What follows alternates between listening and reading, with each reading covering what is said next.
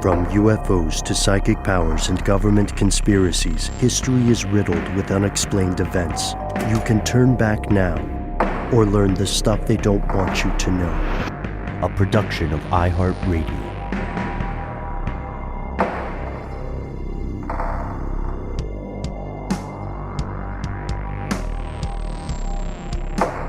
Welcome back to the show. My name is Matt. My name is Noel. They called me Ben. We're joined as always with our super producer, Paul Mission Control Decant. Most importantly, you are here, and that makes this the stuff they don't want you to know. This one is for our fellow dog lovers in the audience today. Yes, the dog, man's best friend, and one of humanity's most successful eugenics experiments ever. Whether you're talking the Chihuahua or the Cane Corso, the domesticated canine just connects with the human being the way so few other living things do. I mean, dogs are super intelligent, and this leads a lot of people, especially dog owners, to say, hey, my pooch friend, my doggo sibling, kid, family member is capable of everything a human mind can experience. Unfortunately, up to and including very dark things like grief, the sense of loss, jealousy, or technically envy, and suicide. In tonight's episode, we're exploring a bizarre, localized phenomenon, one you may not have heard of.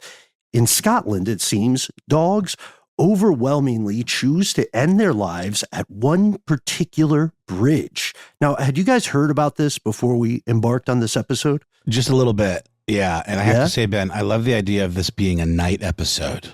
Mm-hmm.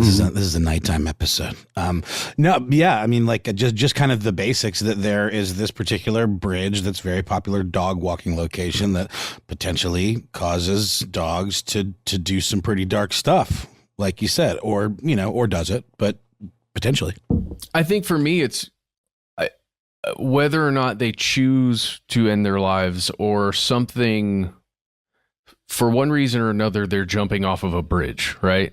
Mm-hmm. So, like, for me, it's the phrasing of choosing to end their lives. I think we're going to explore that in this episode because it certainly seems that way if we're applying those potential, the ability to make that choice, right?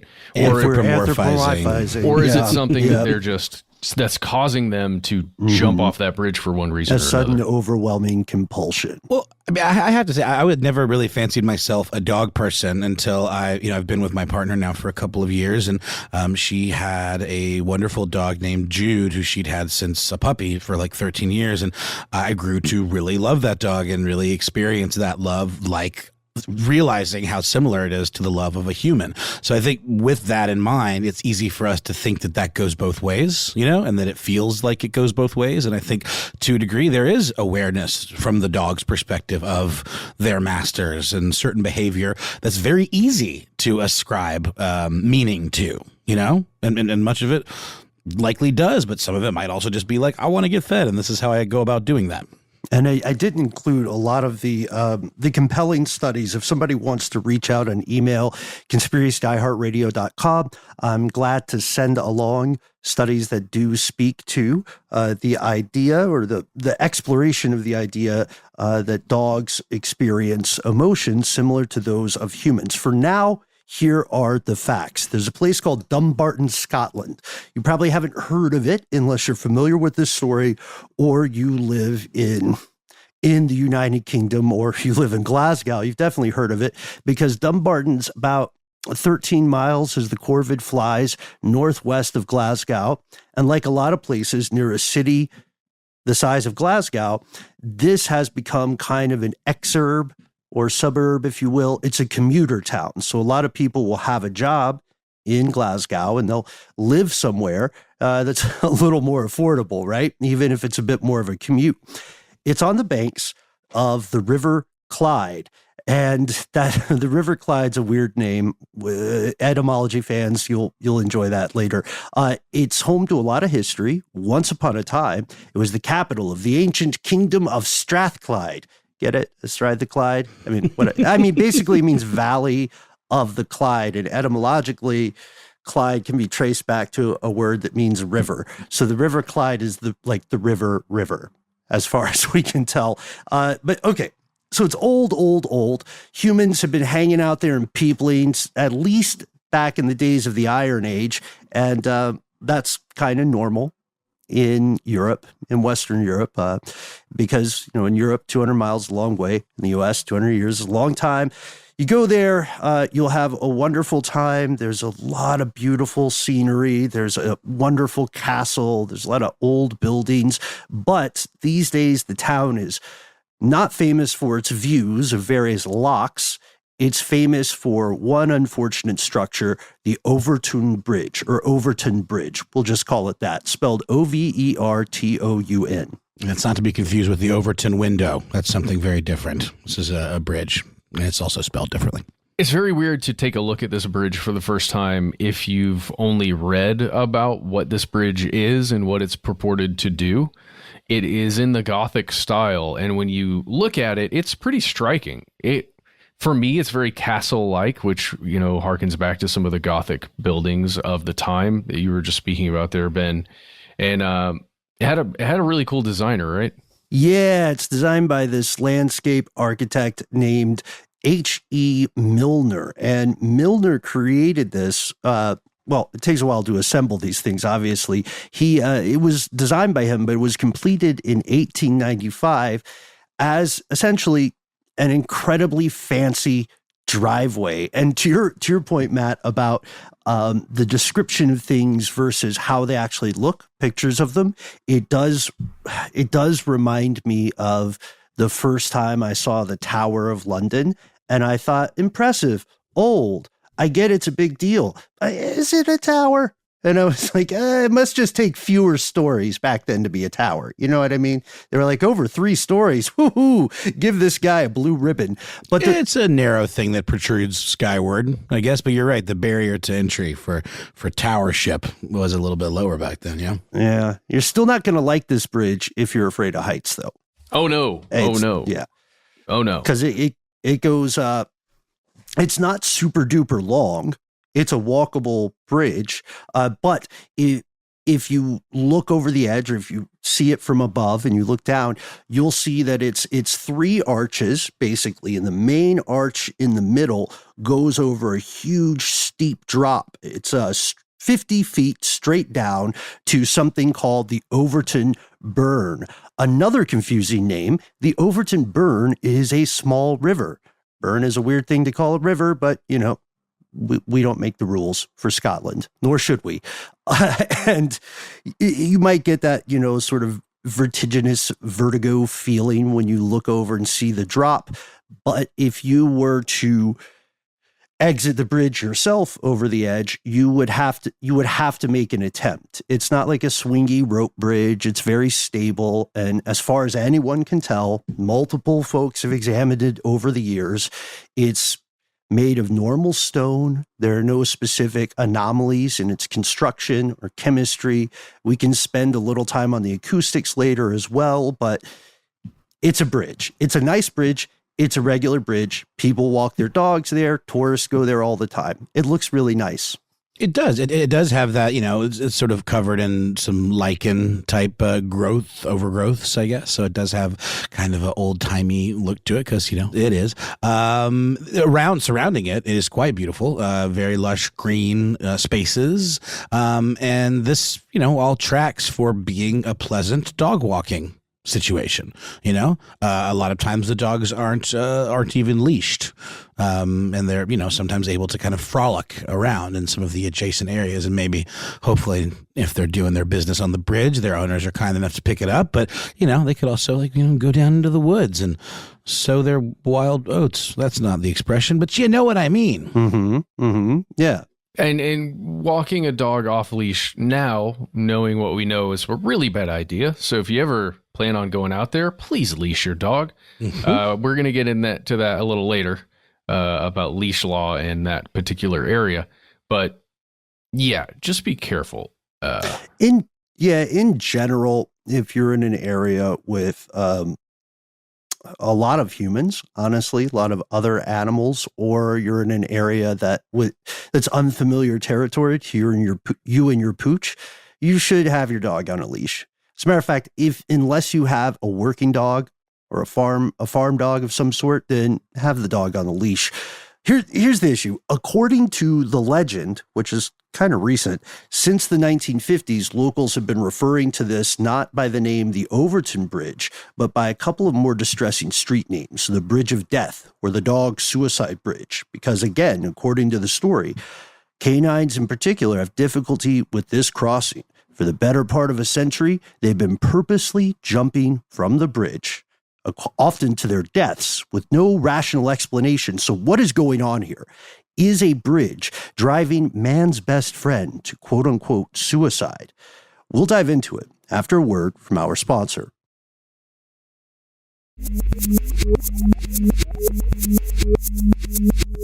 Here's where it gets crazy.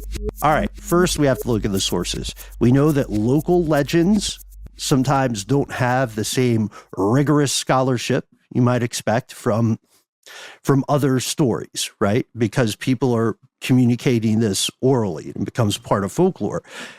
In this case, we see that a lot of local historians and researchers estimate hundreds of dogs have jumped from the bridge. And if you read the more extreme reports, like tabloid reports, I'm thinking of Daily Mail, The Sun, and so on, they'll say as many as 600 or more dogs have dropped off the bridge. At least 50 are said to have died.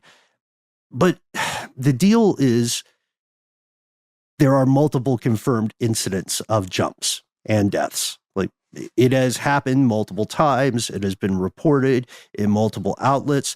There's one full-length book about it called The Baron of Rainbow Bridge by a local author named Paul Owen. So far, that's the only book that is fully centered on this, but you'll see it pop up in a lot of anthologies about, unexplained mysteries, time life, books of the unknown, and so on.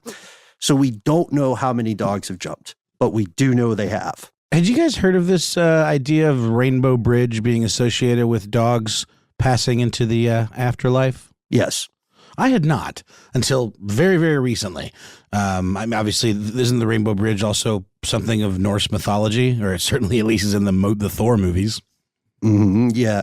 The idea of a rainbow bridge I guess in legends, it can change across culture, but you can see that it's been taken up in a lot of pet literature.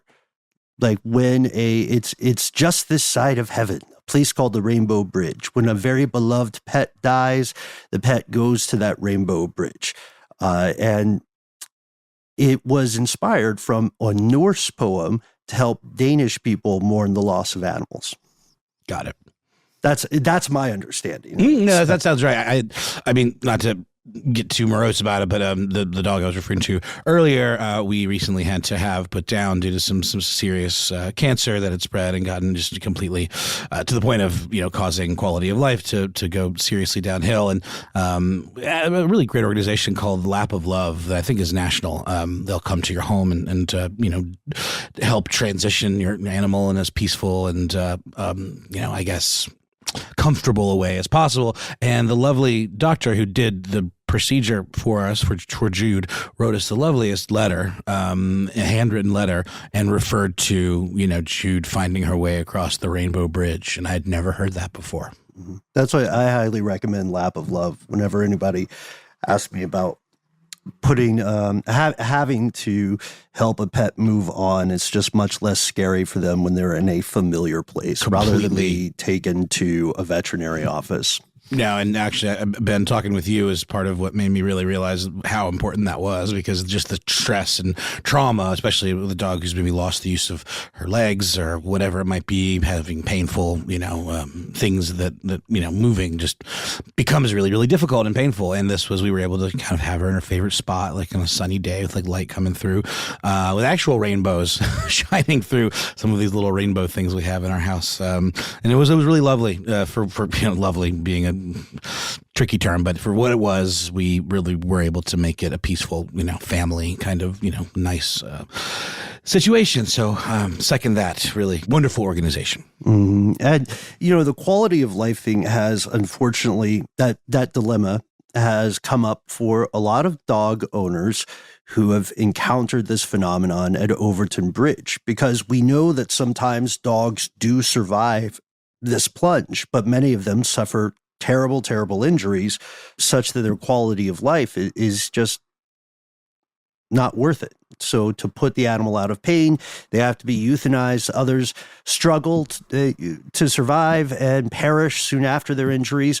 In at least one instance, a dog apparently jumped from the bridge, survived, and ran all the way back up the slope and then jumped off again.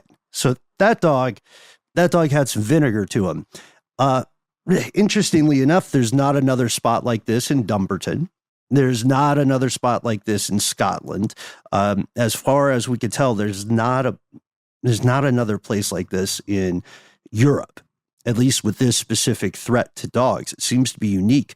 And we'll get to the theories. But before we do, there's a very important timeline question that I believe a lot of our astute fellow conspiracy realists probably clocked. It's this. All right, the bridge is finished in late 1800s, 1895, we said. The legends say that the dog suicides began in the 1950s. However, reports of these dog jump incidents, and let's call them that. Let's call them dog jump incidents to stay away from the S word, really.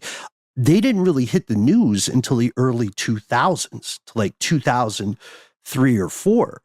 So, I mean, and we've got an example of what happened there with poor Hendricks. Yeah, it's at least a story coming to us from the Daily Mail from October 2006 about a woman named Donna Cooper and her collie, named Ben, by the way, that jumped off of this bridge. And that article cites an earlier example in 2004 when a guy named Kenneth Meekley and his family, along with their pooch, golden retriever named Hendricks, were walking on the bridge. And this story has a lot of the same commonalities. You'll see multiple instances of this. The dog is fine and suddenly bolts on the bridge, jumps off the edge. Apparently, they favor a couple of certain spots in the bridge. Hendricks survived, but spent the rest of his life absolutely fearing and hating that bridge. As you would. Yeah. We're talking, 50-foot drop? Yep. 50 feet straight. Yeah. And, to what? To like a rocks. Wooded, rocks. There you go. Yeah. Right. No. Like the Burn is a small river.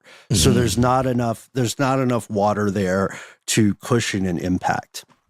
And just to give a little more of the number of dogs here as we're estimating some of these, according to that article from 2006, they said, quote, during one 6-month period last year, so 2005, 5 dogs jumped to their deaths.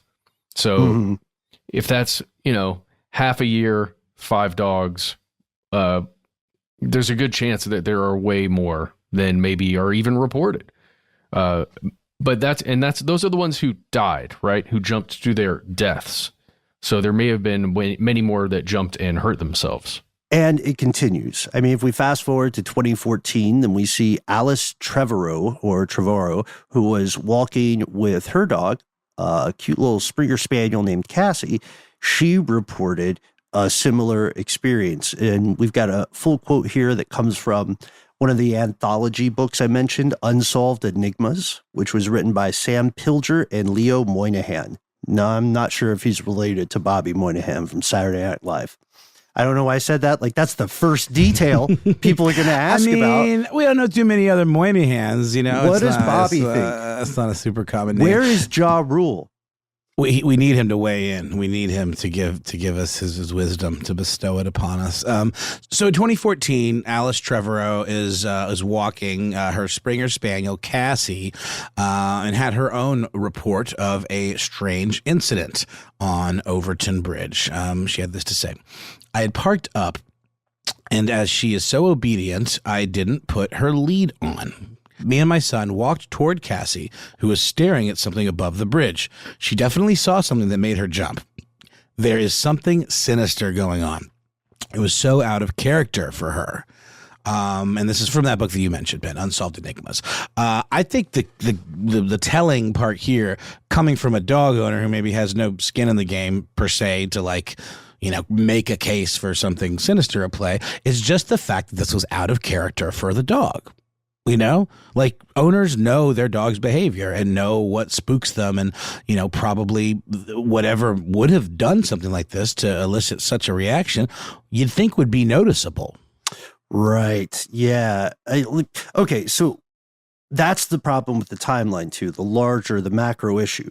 We're dogs who have an immensely long history in Scotland immediately jumping off this bridge as early as, 1896. And people, to your point, Matt, just weren't reporting it. Did something change between 1895 and the early 1950s that prompted dogs to start jumping? To seek this untimely end? That's an unfair way to put it. We'll get to the anthropomorphization later. But it doesn't stop here. The timeline issue leads us straight to the world of theory. And sadly, there is one incident in particular that must be cited. It does not concern dogs. This is an official disclaimer, folks. This is, you're about to hear a pretty graphic description of human violence and unspeakable tragedy. So this may not be appropriate for all listeners. Go ahead and just fast forward about 4 or 5 minutes. Give you a time to push the fast forward. All right. For everyone who's still with us, you need to know the story of a man named Kevin Moy. Kevin Moy was 32. He suffered from both paranoid schizophrenia, or he'd later be diagnosed with it, but he was known to suffer from depression since he had contracted myalgic encephalopathy 8 years before. In 1994, he began to be convinced that he was the devil and that his newborn son, who was 2 weeks old at the time, was the Antichrist due to a birthmark on the child's head. On the first outing he had with his son, he threw the child over the bridge. Jeez. Wow. That is hard to hear. In court, according to the testimony, it came out that he believed that he and his infant were to blame for the Gulf War, and that he and his son would destroy the world by infecting mankind with a virus if he did not immediately end both their lives. Of note, he also attempted to take his own life unsuccessfully before being apprehended by authorities, and he had told police he was doing this to save the world. At the trial, which took place on January 30th, 1995, he was found not guilty due to insanity and remanded to the care of the state. This was a jury trial.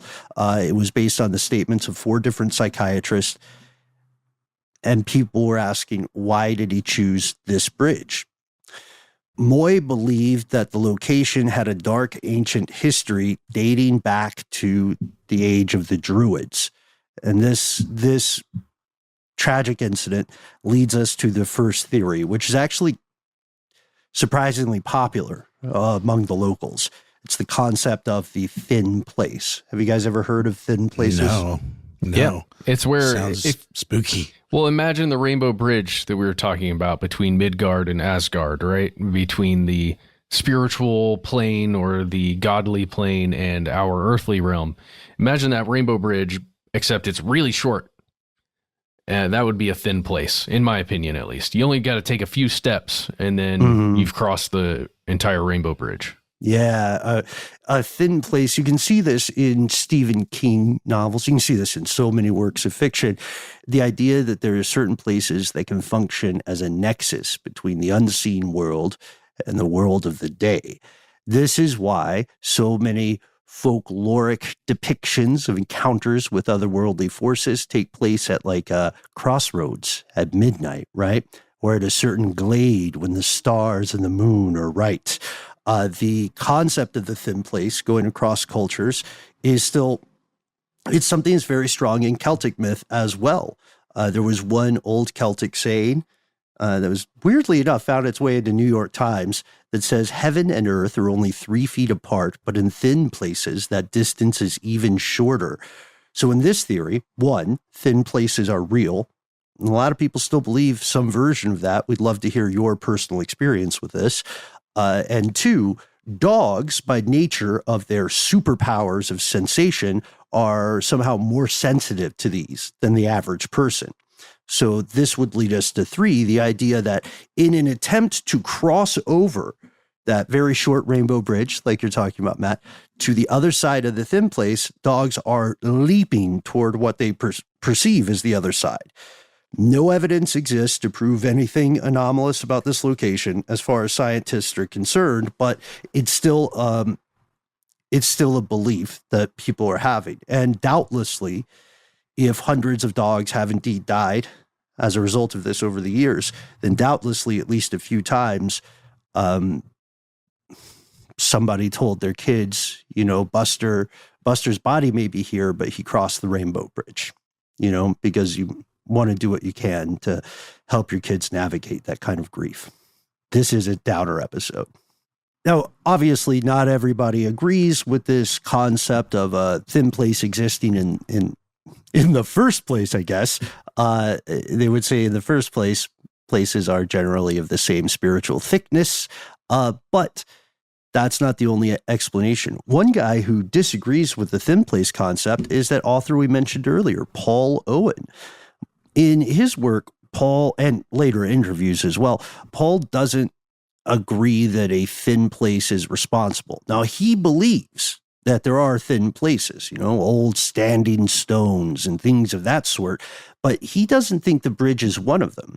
Instead, he believes the bridge is haunted, and he believes that this apparition is the prime mover of this tragic phenomenon. That's right. The spirit of Lady Overtoun, who is said to have, walked around this bridge after her husband passed in 1908, referred to colloquially as the White Lady of Overtoun. There's a interview in the Huffington Post where Owen acknowledges the following, the thing that he observed.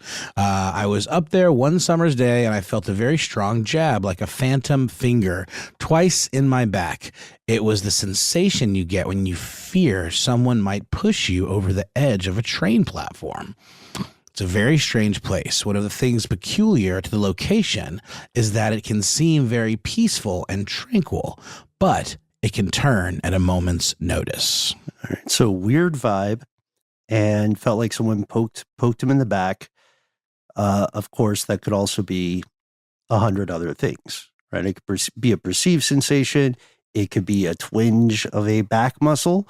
But in Owen's defense, I think anybody with long-term back problems will know that you recognize, you know your own body. So if you have back spasms or twinges or back pain, you know what it feels like, and you wouldn't mistake it for a stranger giving you the pokey poke, Facebook style.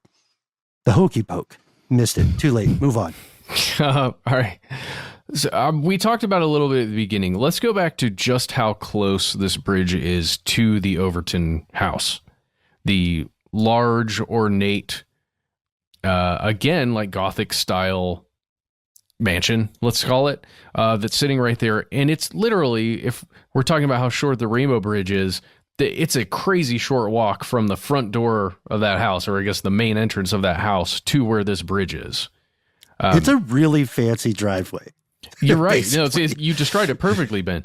It's strange to me when I'm imagining the White Lady of Overtoun, mourning the death of her husband. This would be a place where she would walk and contemplate, death and everything, and where you would just feel all of those things.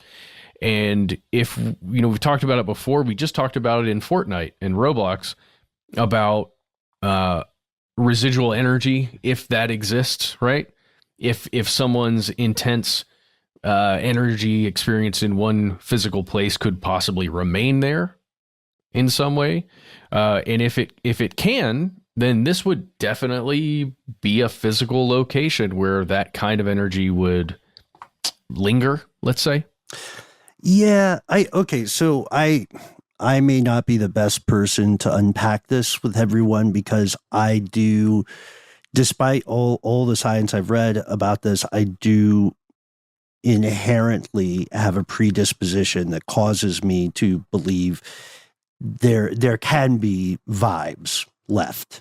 I do believe that. And maybe science will ultimately disprove that, or maybe it will prove it. But right now, the question remains out because science doesn't know how to answer it. So here, with all that caveat, just to be fair to everybody about where I'm calling from, shout out Raymond Carver, there's something interesting that I don't see brought up a lot in these conversations.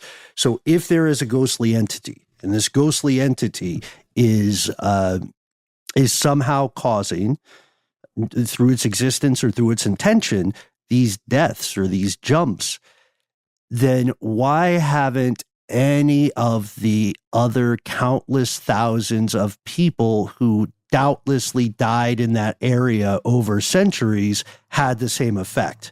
Why is it just the one? I argue it's because that one makes for a good story. Does that, I mean, it's just a question of numbers at that point too. And then also the timeline, if she's mourning this death in 1908, what gives? Why didn't it go into why was it only in the 1950s? Is that when she passed away herself? You know, I don't know. There is are that holes when in it's it. being widely reported on? Like, Is that when it's being widely reported? Yeah. Maybe people who lived in the area did have dogs or humans or whatever that jumped off the bridge before that. It's just nobody heard about it. It was a sad thing that happened in town, you know? Mm-hmm. And then also another thing about the ghost angle is if you are listening when this podcast comes out in 2023, if you're alive in the modern day, you have walked over countless graves. A lot of people died before you got here. You know what I mean? The world is full of ghosts in that sense. I don't know. It's just maybe it's a little bit posthumously unfair, depending on one ghostly entity. But there's another issue too with the reporting in this sense.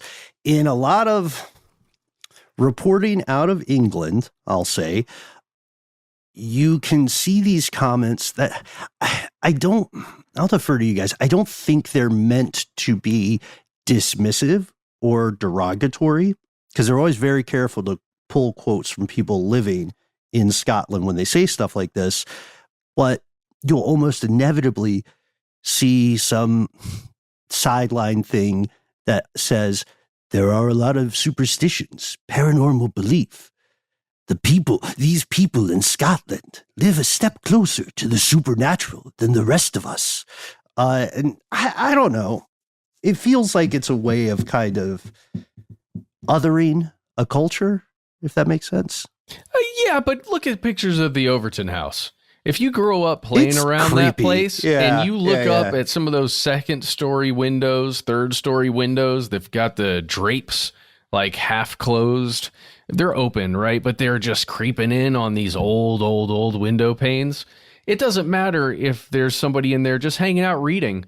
It's going to give you creeped out vibes just from the Gothic architecture and the way those curtains look. I'm telling you.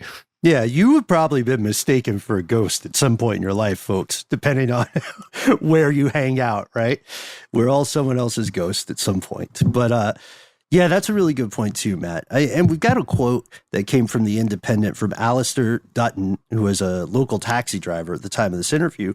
And Alistair says, people in Dumbarton are very superstitious. We grew up playing in the Overtoun grounds, and we believe in ghosts here because we've all seen or felt spirits up here. And you see this in other cultures too. You know, you go, like, we're talking about this in La Llorona. You know, if you go into someone else's house, culturally speaking, if you're in their neck of the woods and they tell you, hey, that lake is haunted, it doesn't matter if you believe in ghosts or not. Just don't be that guy in the horror movie. Just don't go to the lake. They're trying to help you. Or they're running some kind of weird criminal operation, and that's how they keep people out of the lake. We've all seen Scooby-Doo. I don't know how the Scooby-Doo gang is never wise to the fact that they're being had every time. And then, of course, then you get the what is it, the 13 Ghosts of Scooby-Doo, where ghosts are now real.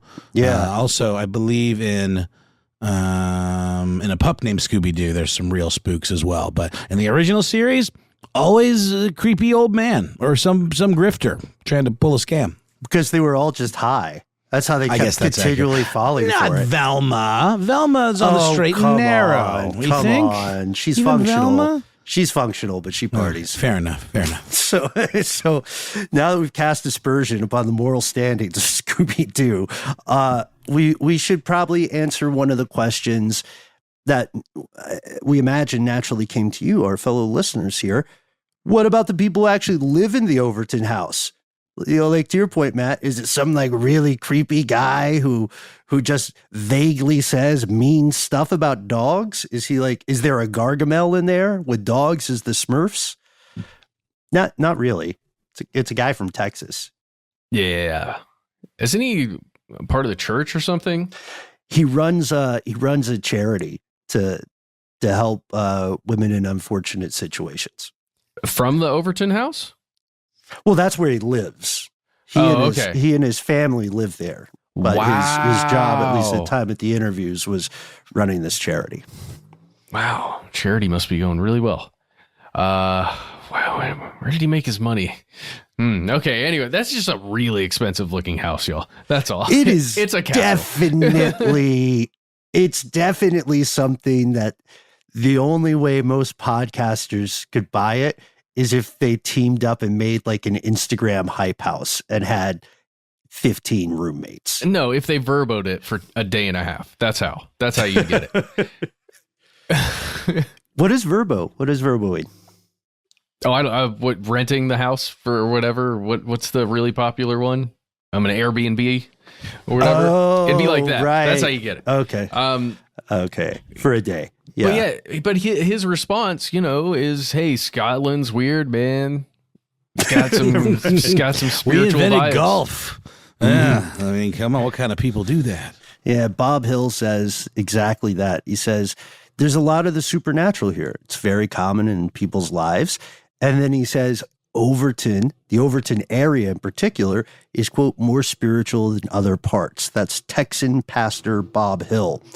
But he doesn't necessarily buy it as the explanation. He has one that requires neither superstition nor belief in the divine or the infernal or alternate dimensions. He's like Dennis Reynolds and It's Always Sunny in Philadelphia. He's basically saying, what about the smell?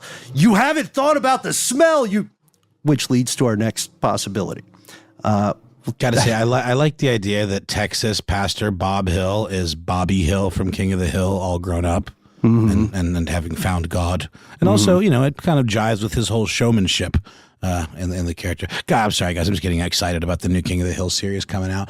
No, you haven't thought about the smell, have you?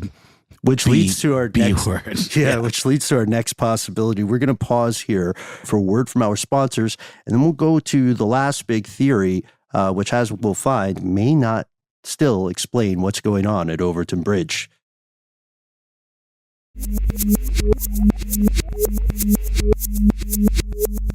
Okay, getting in the realm of science, the scientific take. To answer this, we have to go back to the question we posed at the beginning, which is this: do dogs, like some human beings, commit suicide? Would they purposely take their own lives? Do animals at all do this thing that the human animal does? To answer that, we're going to lean on a great How Stuff Works article by our old pal, Jessica Toothman. Hey, Jessica. And hey, Matt, do you remember Jessica? I do. Yeah. No, it might have been a little before your time, Noel. She might have moved on. Yeah, I don't think we crossed paths, but this article is definitely on point. Yeah, and shout out to Jessica's former coworker, now husband, Andrew. Because they're a workplace romance gone right. And congratulations to you two. So in Jessica's article, Do Animals Commit Suicide? She points out that experts largely don't believe that most animals are capable of suicide in the human sense. We know that animals can and do die on purpose, right? But it may not have the same emotional motivating factors. Like, think about the octopus. Unless it gets a very specific kind of exciting brain surgery that's still on the fringe of science and I think is being actively repressed, then reproducing will trigger a hormonal kill switch in the octopus. Reproduction is a death sentence. Or think of all the self-sacrificial tactics that different insects will take, right? Like when bees will swarm around a wasp to increase the body temperature of the wasp, and they're sacrificing themselves to cook it. Or how, speaking of bees, how they've got one sting and then they're out. God, can you imagine? That's a real kick in the pants biologically. To die on such an aggressive note, in such a state of duress, just doesn't seem like a good way to go. Imagine if you could punch people once, and then you're dead. Everybody really got to make that punch count. Everybody's really, one punch man. The sad thing is UFC that, gets way more intense. Oh, and the sad thing though is that the bee, it's not like they have to do it on purpose either, right? Like if someone like touches a bee, they could get stung, or like grabs a bee or something, or maybe they do it on purpose. But my point is, do they know it's going to kill them? Probably not. Well, it's for the good of the hive, right? Well, but that goes back to the whole question of animals. Do they know? What do they know? When do they know it? Do the dogs know that if they throw themselves off this bridge, it's going to do them harm? Probably not. Certainly not in the way that we're describing it or talking about ideas of suicide, right? I want to posit that I do not believe that any of these dogs that have jumped off of this bridge believe or think in the moment that whatever action they're taking is going to cause them any harm whatsoever. 100% agreed. Same. And yeah. I only know this because of the motivation factors that I've identified in my two dogs. And there's like 3 or 4 things, right? It's they were outside and they smell something and they will go crazy trying to identify where that scent is coming from. They see something in the woods and they're trying to track it with their eyes. Especially moving. And as they move, and they'll run along the fence to watch it and move with it. If they hear something, like if they're in the house and they hear, like one of my dogs, if she hears thunder, even far in the distance that I can't detect, she gets nervous. Or if they hear the raccoons that are on my porch, apparently, they go nuts. And what was the other one? Oh, food. Oh, yeah, food. And then maybe some fear motive. Thunder would cover the fear motivation as well as the auditory motivation. Yeah, agree with you. And also, of course, just to add this in here, yes, some higher order animals, that's not the most fair term, but some higher order animals do appear to die of grief or heartbreak. That also happens, but none of those things are the same as when the human primate contemplates or commits the act of taking its own life. And in all the documented cases of canine death or injury on this unfortunate bridge, not a single doggo exhibited signs of distress or malaise in the days or hours leading up to their incident. If we want to explain this, I lean on zoology. If you're a zoologist, you want to look at a couple things to understand these behaviors, similar to what Matt just wonderfully broke down. The nature of the animal, the organism in question, as well as the nature of the environment in which the animal exhibits that behavior. And we're going to cut some stuff out of here real quick. So one of the questions we would have to have is, what about the sounds? What if there is a sound that is outside of human hearing range, but is a siren call to dogs? That's very easy to measure. It does not appear to be the case. People have also said, well, there's a nearby nuclear plant. Perhaps that could explain it. That doesn't seem to be the case. In 2010, this animal behaviorist named Dr. David Sands teamed up with some folks and gave the first real scientific investigation of this phenomenon. His conclusion really informs our conclusion on the show. He says, look, these canines are not purposely taking their own lives. They're chasing something, and it's not a rainbow bridge. Look at the dogs who've jumped. From the limited demographic data we have, a lot of them are long-nosed hunting breeds, the kinds that are drawn to scents. And what kind of animals tend to live in these small rivers in the forest? Mammals of some sort. And then he also said, think about how tall a dog is. Think about their chase instinct, especially if they're hunting or working dog.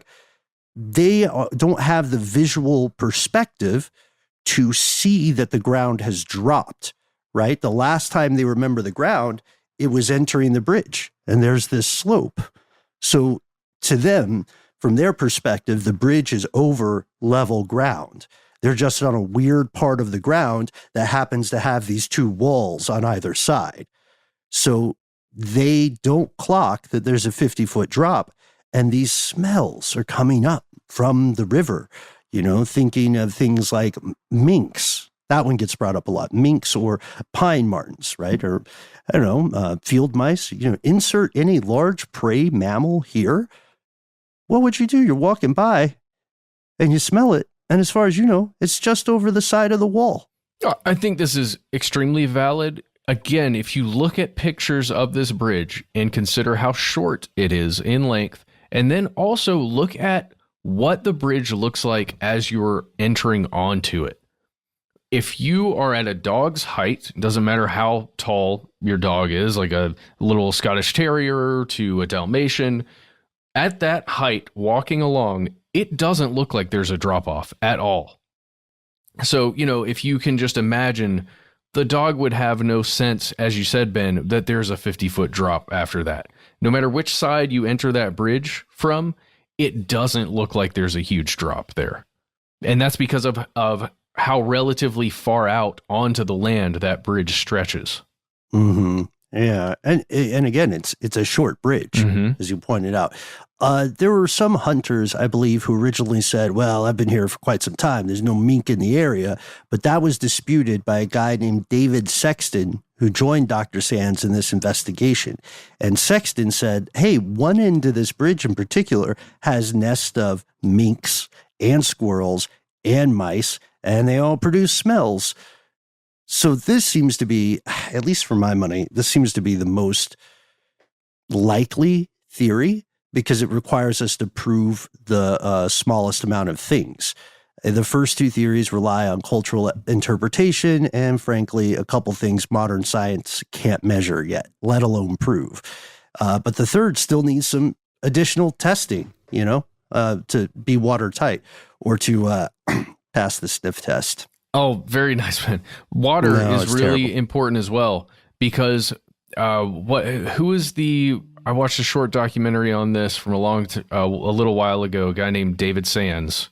Yeah, that's Dr. David Sands who did the investigation. Okay, so he's the one who even notes when he's standing on top of that bridge that you can constantly hear running water. But if you look down, the water isn't very deep at all. It's not a dry creek bed by any means, but there's not a ton of water flowing, but it sounds like there's a lot of water moving as well.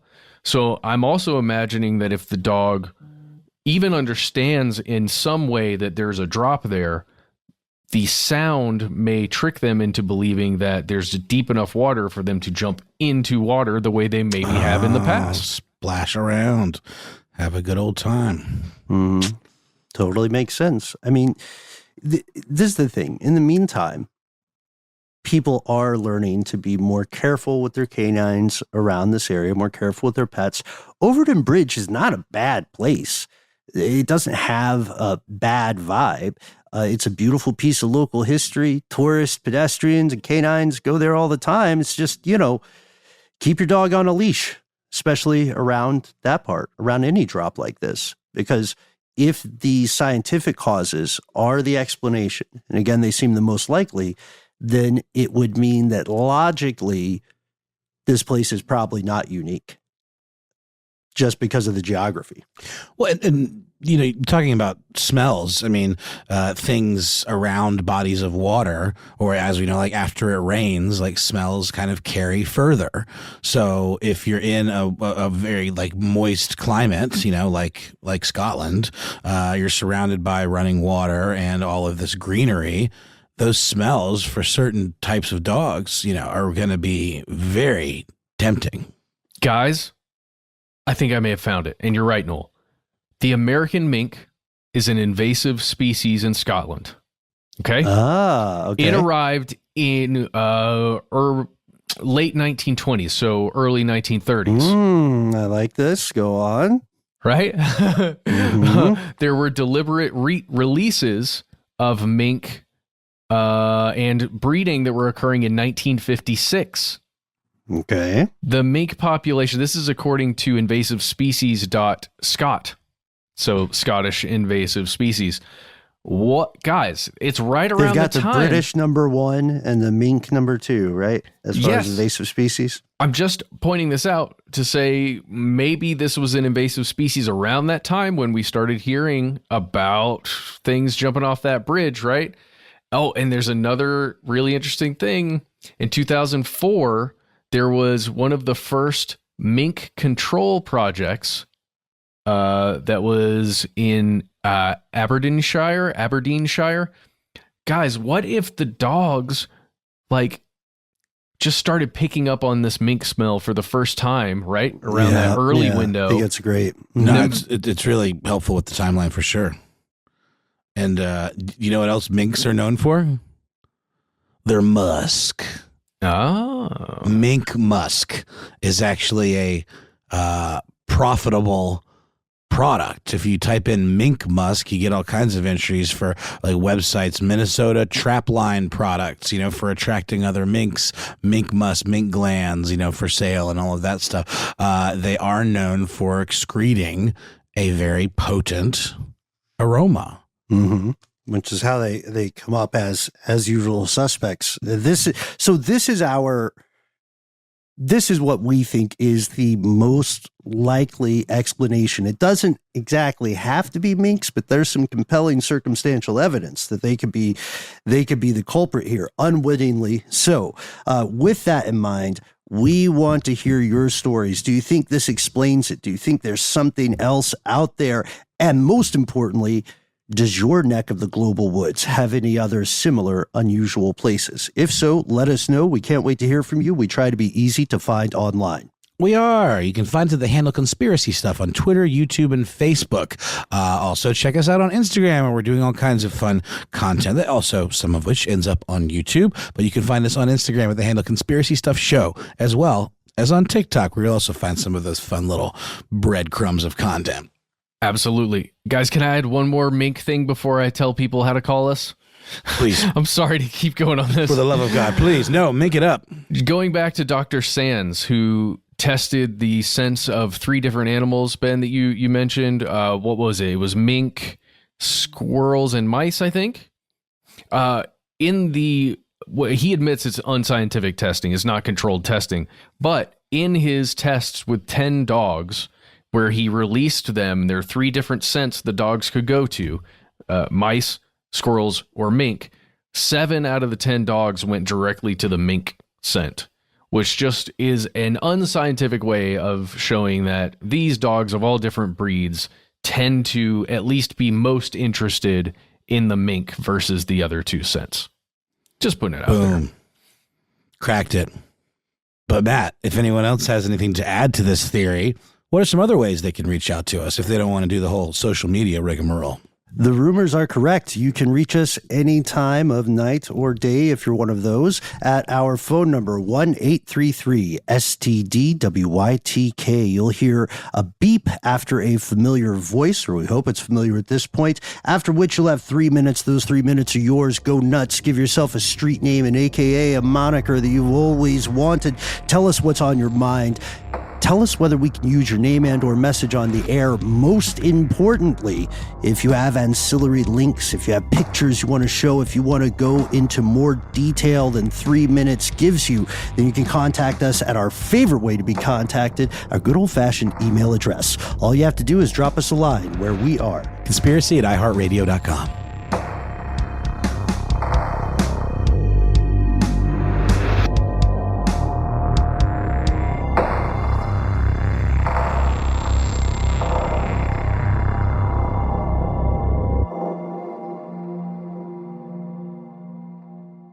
Stuff They Don't Want You to Know is a production of iHeartRadio. For more podcasts from iHeartRadio, visit the iHeartRadio app, Apple Podcasts, or wherever you listen to your favorite shows.